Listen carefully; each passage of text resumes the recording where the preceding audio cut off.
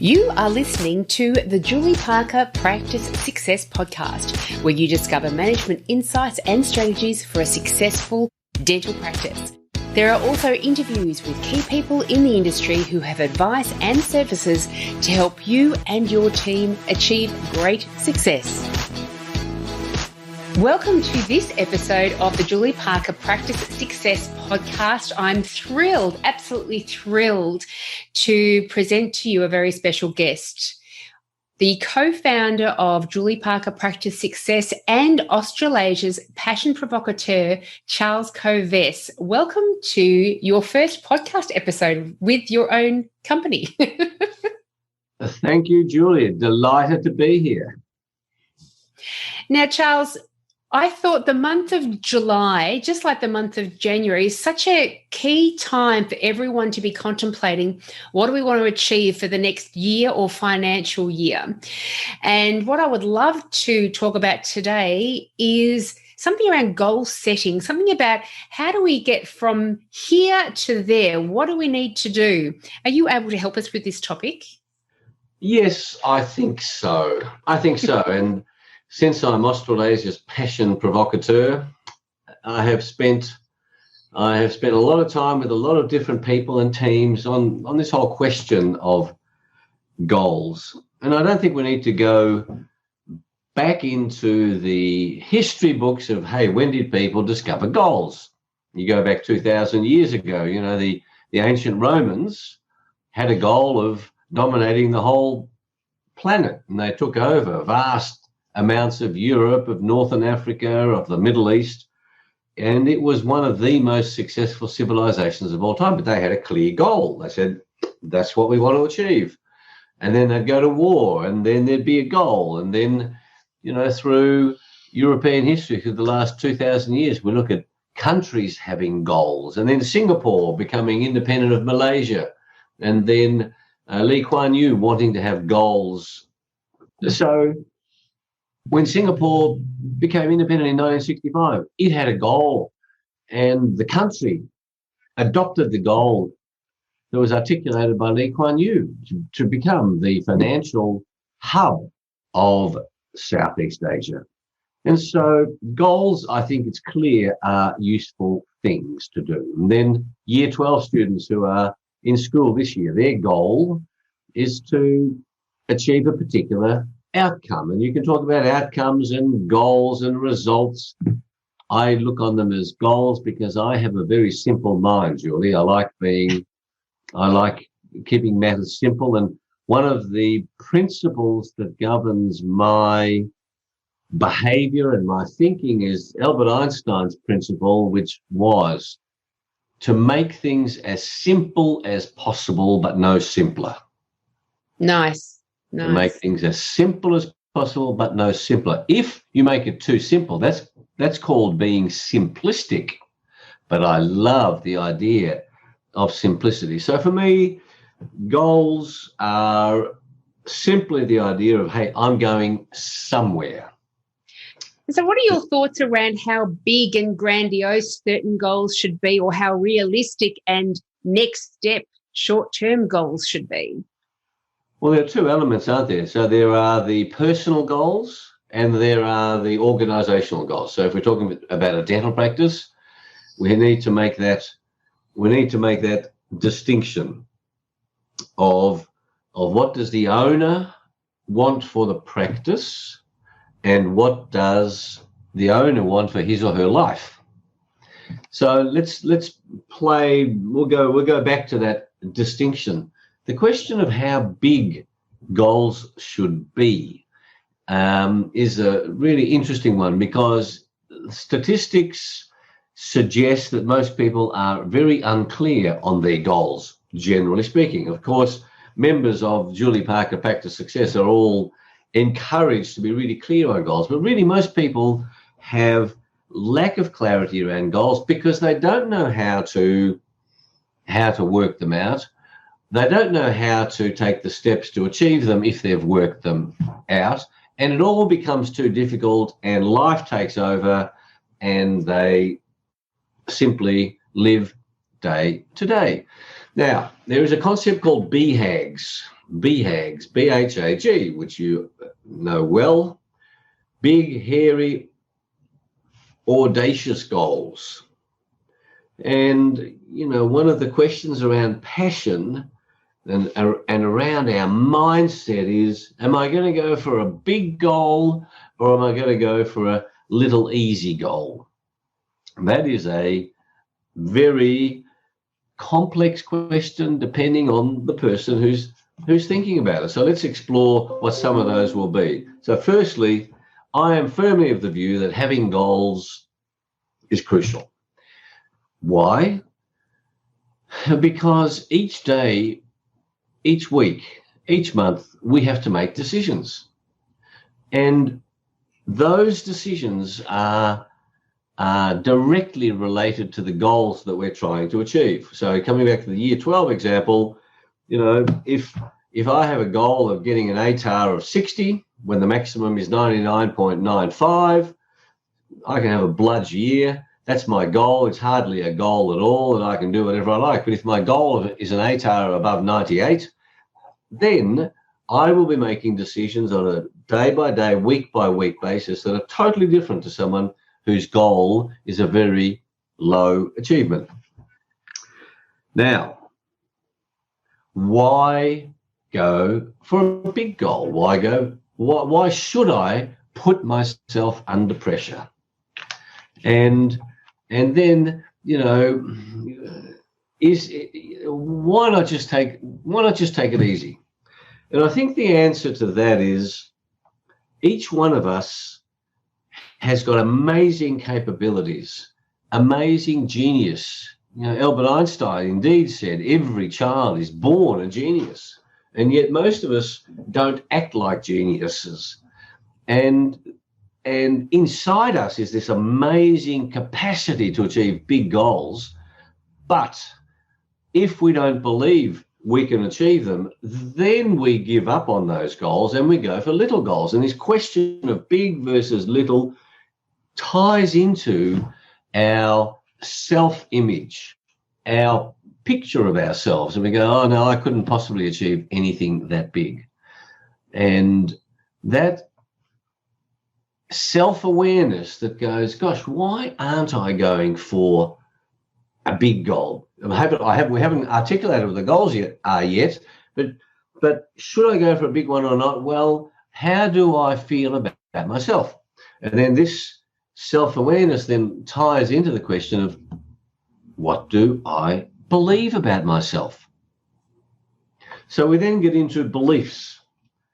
So this question of I might have a big goal that I'd love to achieve, but I don't believe I can achieve it. Or I might even have beliefs that I'm not even aware of, that in fact I don't believe I deserve it. Deep in my subconscious, I might be thinking, no, stop being so stupid. You are nowhere near deserving of that.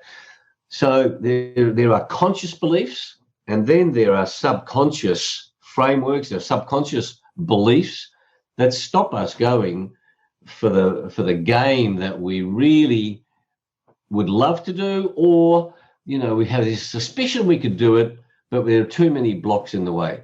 So that's a broad framework for starting small goals or big goals. There's one other benefit of going for a big goal, and that is that you will inevitably grow in trying to achieve the big goal, even if you don't actually achieve it. So I think that is a magnificent insight, because just like everything in our lives, we need to go through the process of trying things, making mistakes, modifying our behavior, modifying our approach in order to get really good at it. Why isn't goal achievements faced with that same challenge? Of course, the first goals that we achieve, we haven't yet learned what we need to do within ourselves in order to achieve those goals. And so even if people have made any size goal in the past and they haven't achieved it, I wanted to quit smoking, I wanted to lose weight, I wanted to start exercising every day, I fail. What's the point of continuing to try? And the point is, because even goals achievement is a process of learning how to do it. Yes, and it's the framework so that we beat ourselves up because we have these goals. We say, I never achieved my goals, so I'm not going to bother anymore. So the past failures reinforce that decision not to set them. And therefore we fall into a pattern of mediocrity rather than having this perspective, this mindset that says, I cannot get better without failure. I cannot get better without failure. So within a practice, so personally that's the case, and within a practice, and so all the people that are working in a practice, as a practice, we cannot get better without failing. Best example, simple example of that is golf. Here we are we've just had the US Open. I know those listening to this podcast later, US Open golf, the British Open golf is coming up. How many mishits of golf balls do golfers do to become professional golfers, let alone when they're competing? And they make the most amazing errors. They fail time and time and time again. And the other example is gymnastics. To do a move on the pommel horse, to do a rings routine, it is considered that you need to do something 10,000 times. It ties into the 10,000 hour rule, but basically, until you've done a gymnastics move 10,000 times, you are highly unlikely to master it. And it's interesting because I think people would agree with you. Of course, it's going to take lots and lots of failures in order to get better at a physical skill like that, at a sport like that. But when people are talking about themselves, they're usually a bit harsher on themselves and don't allow themselves the discomfort of failing. Yes, it's a big problem in Australia, in life. Most people are taught that failing is bad. And here I've been talking about year 12, that failure is a bad thing. And I'm in my work as a passion provocateur and the teams that I've worked in, I keep driving this message that the road to improvement requires failure. Or another word for failure is mistakes. The road to improvement requires mistakes. And so coming to this question of belief, if we've beaten ourselves up in the past, I'm a failure, we say, I'm hopeless. One of the things that I would suggest is that our self-talk needs to improve. And I would suggest that it requires practice, it requires a new habit, that when we fail, we have a new internal dialogue that says, wow, I failed. I wonder what I've learnt, rather than I failed again, I'm useless. Yeah, that's what it is. We tell ourselves I've failed, I'm useless, rather than I failed, I'm getting better. So the other question is when we've failed is to identify why we failed. So in golf terms, in gymnastics, there's often a coach there that says, oh, Julie, your leg was just in the wrong place. Oh, okay, that's what I'm going to focus on next time. For a golfer, all these incredible physics and angles and degrees come in, which orthodontists would know well, because the orthodontists have had to go through massive amounts of geometry to be able to read design mouths. So in life, however, we say, why did I fail in achieving a goal? So that's part of a mindset framework that says, okay, I'm sitting here now, it's July, am I willing to take the risk of failure? And I urge every listener to say, absolutely, I want to get better, therefore I need to be willing to fail. Good, let's accept that as a given. The next question is this belief about ourselves. and there is huge amounts of evidence available that indeed we are geniuses. The way I like to put it is we have each won the game of life because every one of us who is alive is a winner. The sperm that made you, Julie, beat millions of other sperm in this incredible swimming race, swimming up the fallopian tubes, and bang, the fittest, healthiest, best sperm, a winning sperm made you. Absolutely winning. So that we are winners. And then we've from our life to date, we've had a whole bunch of feedback from school, from parents, from friends, from brothers and sisters, particularly, who are constantly putting us down. And we absorb all that feedback. You know, we learn and we go, oh, okay, so I'm only, on a scale of 0 to 10, I'm only a 3. And then we come to July and we say, gosh, well, I'm only a 3, so my goals, that's what I believe I am. And one of the key decisions to make is to identify these beliefs. What do we believe about ourselves? So I would urge people to start thinking about what they believe about themselves, because that's going to be crucial in this goal-setting exercise. The other big thing on goals is there are two types of goals. There are outcome goals and there are process goals. An outcome goal is achieving a result. A process goal is taking action, and then let's see what happens with the outcome. Again, golf and sport is a good example. You hear AFL football coaches saying, we will follow our process and the result will take care of itself. Nice. So in terms of a dental practice, if the goal is a certain amount of revenue, a big, hairy, audacious goal that says, let's double our revenue over the next year, you go, okay, there's a big goal. Or if you're doing it personally, I want to increase my income significantly. You've got to handle this mindset, this belief system, because if you don't believe it, then you won't take the steps. And then this question, well, okay, that's the outcome goal. I want to double my income. The question is, what processes do I need to put in? And Julie, you're very good on systems, but this is understanding that a goal is one or the other. It's process or outcome. And so you're saying, if I'm going to double my income, then I will need to increase my productivity, my practice productivity, and we'll need to improve our marketing, and we will need to do double what we've been doing or improve the effectiveness of what we've been doing. And then those steps that need to be taken are the process goals. In golf terms, the process goal is I will practice 4 hours a day, 7 days a week. That's a process goal. The outcome goal might be that I want to qualify for the British Open, but I'm not in charge of that.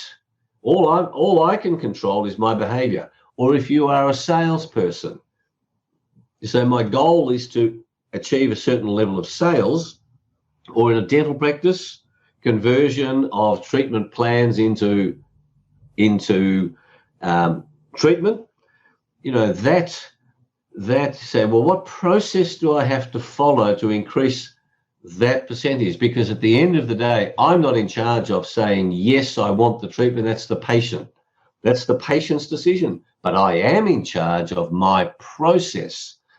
And so I need to identify the process that I need to follow in terms of whatever goals that I think I want to achieve. And I think that's such an important distinction. Another distinction for busy professionals is if you want a great relationship with your children or your wife. Let's talk about wives. Huh? Let's say we've got a great topic. I love being married. And so you say, my goal is to have a great relationship with my wife. Well, what would that depend upon? And then you say, that's an outcome goal. So then I say, what process would I need to follow to have a great relationship? I know, to have dinner, take her out to a restaurant twice a week. And so that becomes the process goal, to go to dinner or a function with my wife twice a week. Does that make sense, that distinction? Absolutely does. I love the distinction, because the stuff that's really strong in my mind, I keep being called back to that wonderful book title by Marshall Goldsmith, What Got You Here Won't Get You There. And if you're there, that's the outcome goal. It means you have to be different in your processes, with your default patterns, with your habits, your daily habits, because what your current habits have gotten you to is right here, right now. So if you've got a loftier goal than right here, right now, you have to shift your processes every day. Yeah.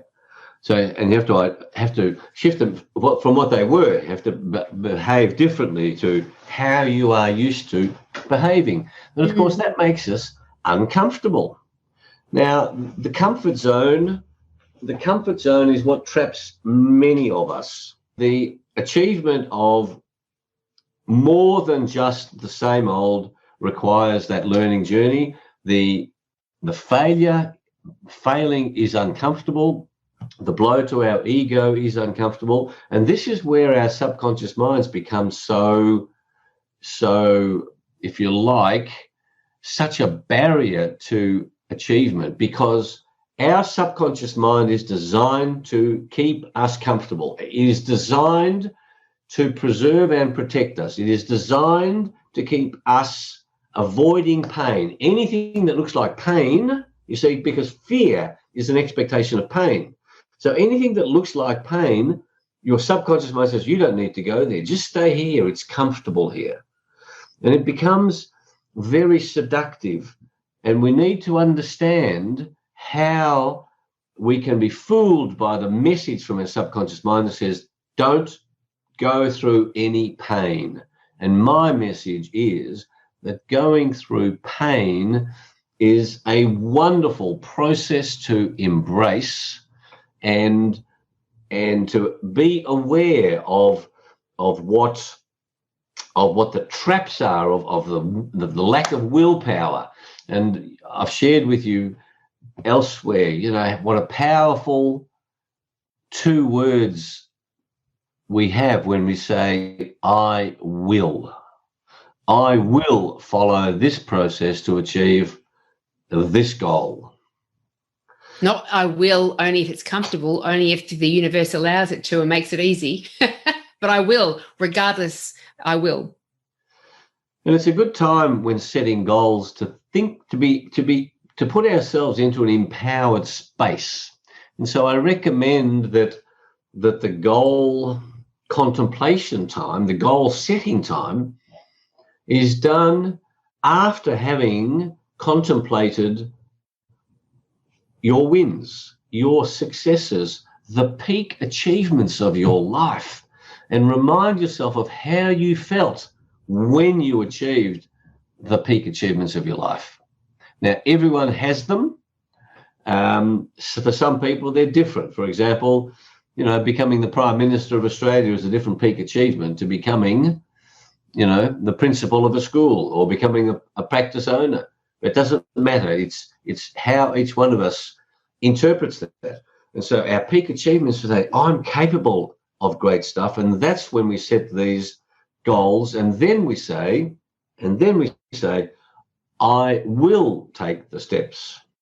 Now, the next principle is, why do you want these goals? So we've got the goal setting, a big goal, little goal. You've got my view on that. Then we get in the right mindset. We look at our own beliefs. Then we understand the difference between process goals and outcome goals.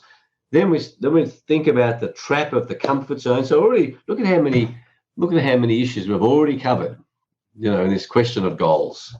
And maybe that's part of the problem as well, is that people try to tackle all the issues at once rather than really identifying them down one at a time and putting some sort of helpful next step beside each one of those barriers that you've just been listing off as barriers. Yes, well, these are the elements. So I think people need to join the club so that they're getting the regular reminders about what these barriers are. And we have to be willing to face these barriers step by step. The next barrier is why do we want this goal? And there are many experts around the world, and I'm one of them, Julie, that says if your why is big enough, then the how is easy to work out. Let the how, the process, take care of itself if I know why I want to achieve that goal. And so when people say to me, I want to lose weight, as a good example, because over 60% of Australians are overweight or obese. And people say, I want to lose weight. I say, why? And most people's answer to that question is nowhere near empowering. And so if there's not a big enough why, then the comfort zone takes over. The subconscious, look, there's no point. What's the point? All you're doing is being an ego freak by trying to look good. And so I urge listeners, everybody, to get really clear on all of their goals, why they want to achieve them. Why do you want a good relationship with your wife? Why do you want to double your income? Why do you want to build a magnificent practice 5 years down the track? What's the driver? And you have talked about the 5 whys question. So remind us of the 5 whys, because that's a powerful resource when we come to this point. The 5 whys is a Japanese process it was used originally in management and production of goods, that if anything went wrong, they asked the question why 5 times, because after the 5th time, you're actually at the source of the why, of what actually did go wrong. Whereas the surface level why, why did you not perform, and why didn't we get the result that we wanted? Because this other staff member let me down, or because, the sun was out today rather than it be raining today. But when you say, but why, with many elements of our life, troubling elements of our life, we get to the actual core reason behind it when we ask more deeply into the situation. So asking why 5 times is a helpful process. So because we're talking about a business, it's a business podcast, we say, I want better business results. I want double the income from my practice. Why? What might be an answer to that? Because I want to have a higher level of achievement amongst my colleagues. Why would you want that? Because I'd rather feel better about myself than I do right now. And why do you want to feel better about yourself? Because I'm sick of feeling like I don't achieve as much as the people around me. And why do you feel that way? That's where I'm getting my sense of worth from. Nice. So that's the sort of depth, and it becomes really, it's often good to have a partner here. It's quite soul opening. One of the issues, we could go down a slightly different route that says, why I want more money so that I can pay off my debt. Why do I want to pay off my debt? So I'm not stressed. Why don't you want to be stressed? Because I want to be able to freely go and live life as I want. Why do you want to do that? Because I want to feel I'm in control. So, it can be a deep, and when we identify the answers to those 5 whys, it becomes very empowering. It says, that's why I'm doing that. So when the temptation to come to, when the subconscious mind says, be comfortable, Julie, say, no, I've got a much, much bigger why than being momentarily uncomfortable. I will embrace the discomfort. And can I also ask, with the why, and you and I have experienced it and spoken about it in the past when you've done Tony Robbins' Unleash the Power Within on numerous occasions. The first time I did it was when it was an online event last year. And a compelling aspect to that, which I then experienced again with Jordan Peterson's self-authoring. So if anyone's interested in this after I speak about it, go to selfauthoring.com. I'll leave the address in the link in the show notes. That if you didn't reach your goals, if you didn't change your habits, your behaviors, and actually reach your goals, in 5 years, what would your life look like? And the process encourages you to identify the disappointment you would feel within yourself, the regret that you would feel within yourself that you have allowed your life to go down a particular path, even though you chose and wanted for something far better, and to really feel that life, to really look at that life. And it has been an enormous influencer for the way for my big why. Why do I want to achieve my goals? Because there's no way I want that life. No. Does that tap into the compelling why as well, that I just don't want the alternative? Absolutely. Absolutely. When you future pace, to use the neuro-linguistic programming term, future pace your life 5 years, 10 years, 25 years out, and imagine what it's like if you are mediocre and unmotivated and ill-disciplined, lacking discipline.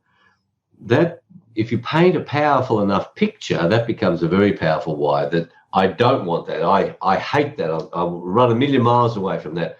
And that drives the willpower to follow the process to achieve the big positive goals, the opposite of that. Yes.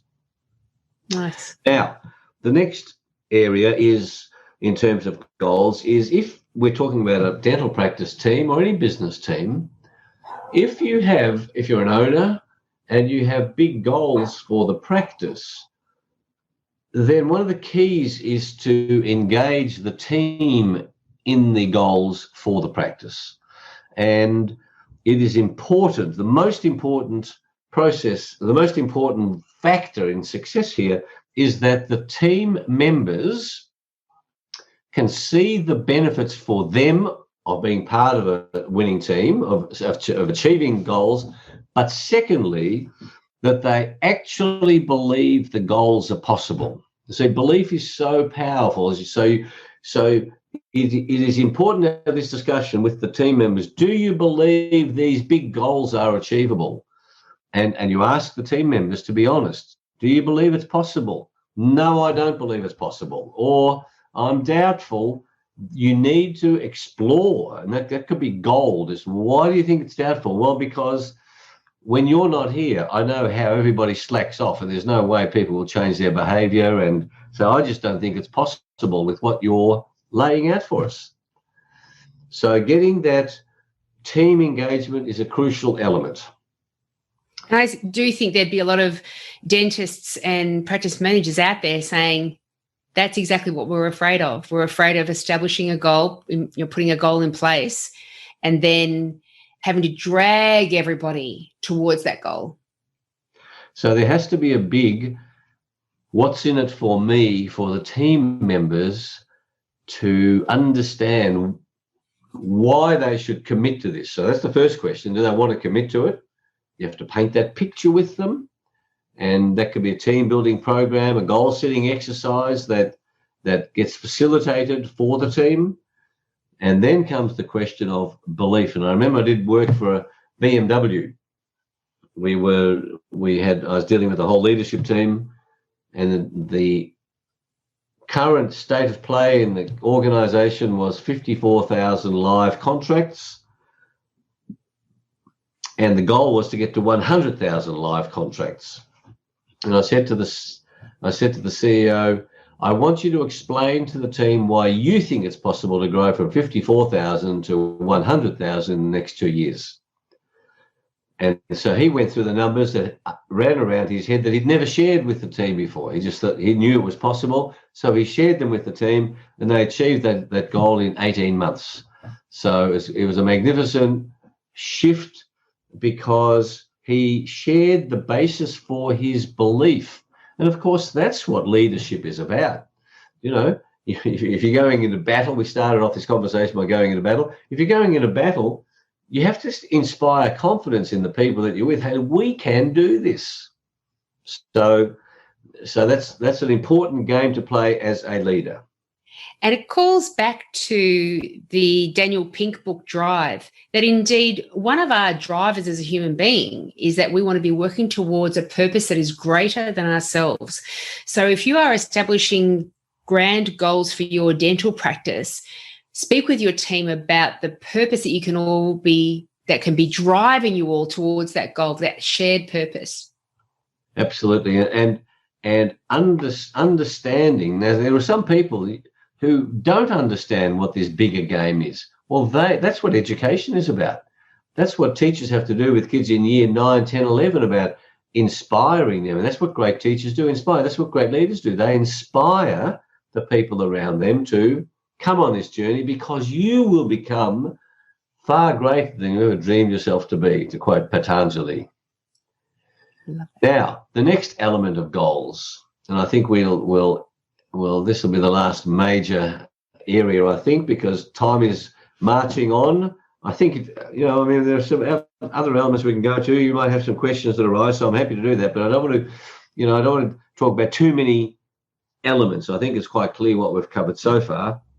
The next element is the types of goals, and I recommend that people have goals in 3 categories of mental goals, physical goals, and spiritual goals.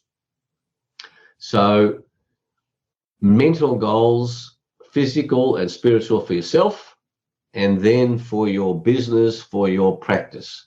Then people then say, well, what does that actually mean? Well, at a personal level, in physical terms, it is a function of your health. It's a function of your weight. It's a function of your fitness. It's a function of the physical things around you. So a physical goal might be to sell your home and buy another one. A goal might be to run a marathon. A goal might be to burn 10 kilograms of fat, because I like to say burn fat rather than lose weight. It might be to get a whole new wardrobe. It might be to get a new car. So they're the types of physical goals. At a mental level, the mental goals are what I call the income goals. I want to double my income. That's a mental goal. That will enable me to achieve my physical goals, but it's really a mental goal to improve my skills, to have certain experiences. And then spiritual goals relate to our soul, our spirit, our heart. And that relates to relationships with family, relationships with friends, your contribution to community, your self-awareness journey. For example, you can have a process goal for spiritual matters of attending yoga every week, going to your church every week. It could mean becoming a member of the local church committee. It could be at a spiritual level, it could be forgiving.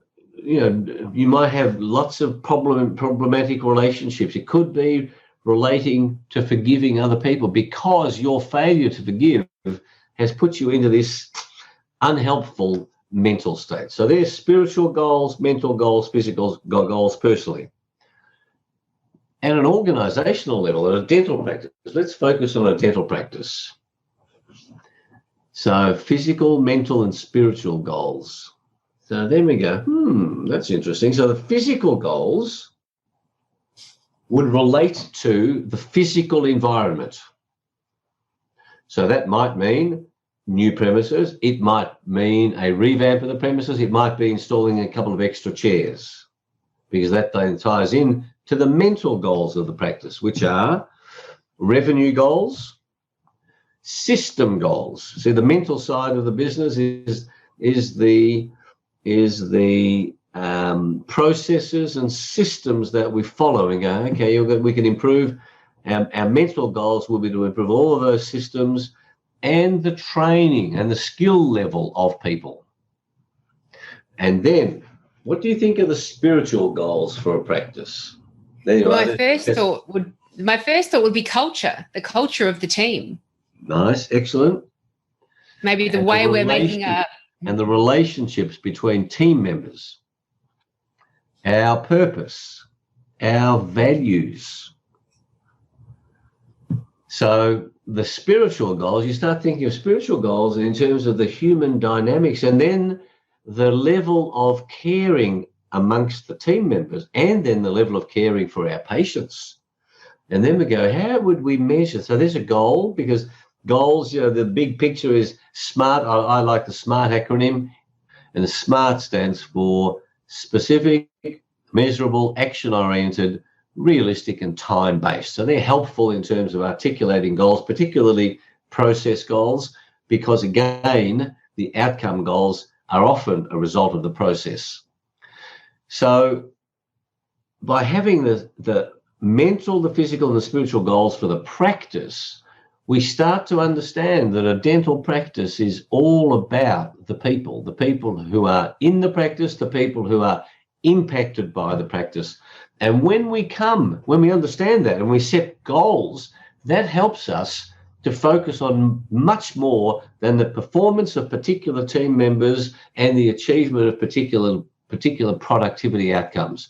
Because I say that it's spiritual energy that drives outrageous success. Without that spiritual energy, the success is not sustainable. And that applies to us personally as well. And that's why I'm a passion provocateur, because when we're passionate, we're accessing unlimited energy from our soul, our spirit, our heart, that enables us to play this game at a high level, to embrace the challenge that big goals impose on us, so that at the end of our journey of a particular period of time, we go, wow, that was fantastic.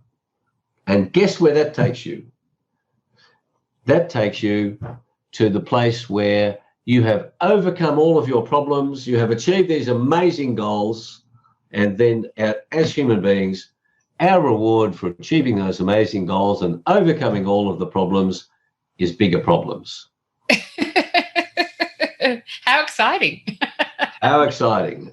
You've passed year 11, your reward is year 12. You pass year 12, your reward is university. So this is the mindset, coming right back to where we started with mindset, saying, wow, what a gift we have of life. Let's play a game. We've got a set of goals, knowing that as we improve, all we're going to do in our next goal-setting exercise is to embrace bigger goals. But the point is this: success is not the achievement of the goals. Success is the progressive realization of the worthy ideal that lies behind the setting of those goals. There's a worthy ideal of you as the goal setter living a worthwhile, meaningful, fulfilling life, and embracing this gift of life that we've each been given. Gosh, that is absolutely glorious. That's wonderful. I'm sure our listeners will be thinking quite differently about their goal setting and their contribution to life via their dental practices and the way they manage their teams and patients because of this interview. Thank you so very much for being involved in this episode, Charles. Hugely valuable. Julie, lovely to have this conversation, and I hope listeners get benefit from it, and happy to expand on any issues that listeners may come up with or questions they may have. So thank you for the privilege of being on your wonderful podcast. Thank you, Charles. Hey, if you enjoyed listening to this episode, you should join the club. The club members receive an online lunch and learn every week where I share insights, systems and strategies to improve the success of your practice. These lunch and learns could not be easier. They are recording so you can watch them at a time that suits you. Members also have full access to the library of all of our past topics. The price is just $199 per month. And it is a powerful and effective way to upskill your team. I hope to see you there.